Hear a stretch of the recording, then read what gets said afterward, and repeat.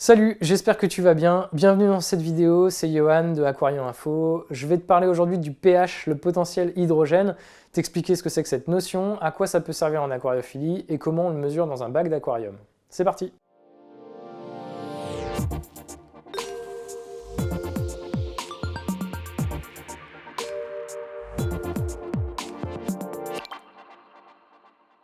Le pH, le potentiel hydrogène, c'est une notion qui a été introduite en 1909 par Søren Sørensen, qui était chercheur danois et qui travaillait pour Carlsberg. Il étudiait le processus de fabrication de la bière et il s'est rendu compte que les ions hydrogène avaient une incidence dans le processus de fabrication. Il a donc introduit la notion de pH.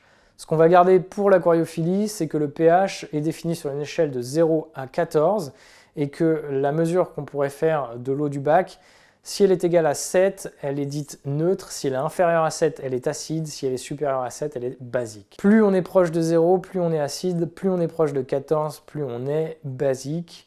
En aquariophilie, généralement, on va s'attarder à avoir un pH proche de 7, voire légèrement acide, aux alentours de 6,5. Mais c'est possible que pour des besoins bien spécifiques, pour des espèces bien précises, on ait besoin d'abaisser le pH aux alentours de 4, 4,5, voire à l'inverse, d'augmenter ce pH pour atteindre des valeurs aux alentours de 8, 8,5.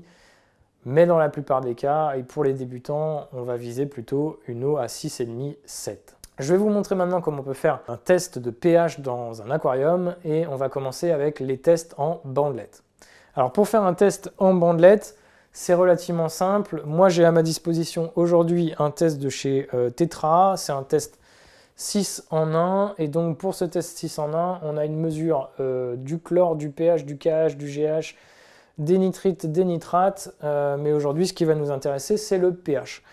Alors la bandelette c'est très simple, on a les bandelettes, on la pose dans le bac.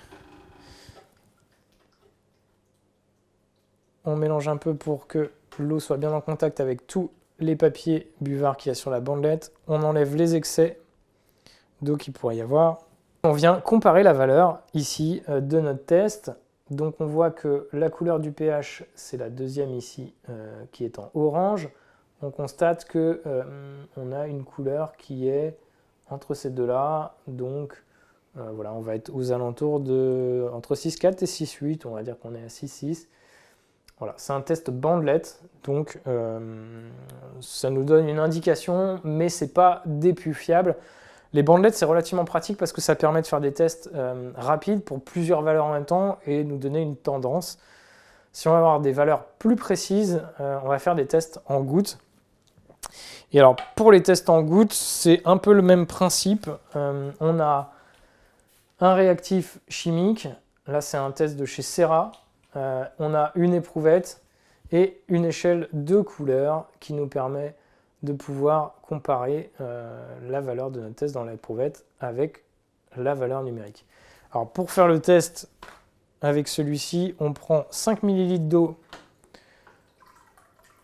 qu'on met dans notre éprouvette. Vous pouvez aussi le faire avec une pipette. On prend notre eau ici. On vient introduire notre réactif, 1, 2, 3, 4 gouttes, et on secoue relativement énergiquement pour avoir la valeur, et on vient la comparer avec notre échelle ici fournie par le fabricant. On constate que la couleur ici, elle est à la lumière du jour aux alentours de 7. C'est pas très précis non plus puisque ce test fait une mesure par pas de 0,5.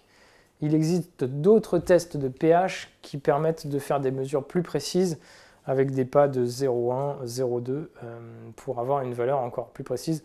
Moi, ce que je vous recommande, c'est de faire un test d'abord avec un test de pH en 0,5 qui sont relativement bon marché et éventuellement, si vous avez besoin, de faire un test complémentaire pour avoir une valeur très précise du pH.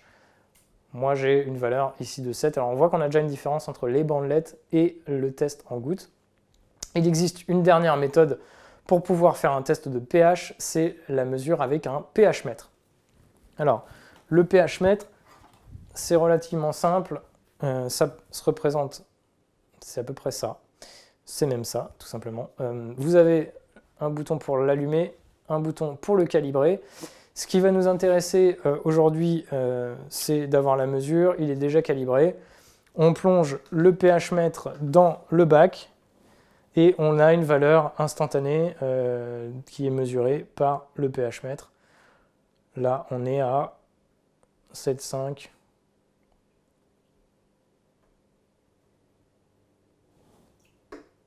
Petite note toutefois, pour avoir une valeur fiable avec votre pH mètre, vous allez devoir procéder au calibrage de l'appareil. La procédure est relativement simple mais peut varier d'un fabricant à l'autre. Je vous invite à regarder la notice de l'appareil. Si jamais vous avez apprécié cette vidéo, je vous invite à mettre un petit pouce bleu. Vous pouvez également réagir et poser vos questions en commentaire. Vous pouvez vous abonner à la chaîne Aquario Info en cliquant sur le bouton s'abonner. N'oubliez pas d'activer la petite cloche pour avoir toutes les notifications quand on poste les nouveaux contenus. Vous pouvez également partager sur les réseaux sociaux cette vidéo et dans vos groupes. Je vous dis à bientôt et n'hésitez pas à faire des tests de pH de votre côté. Salut!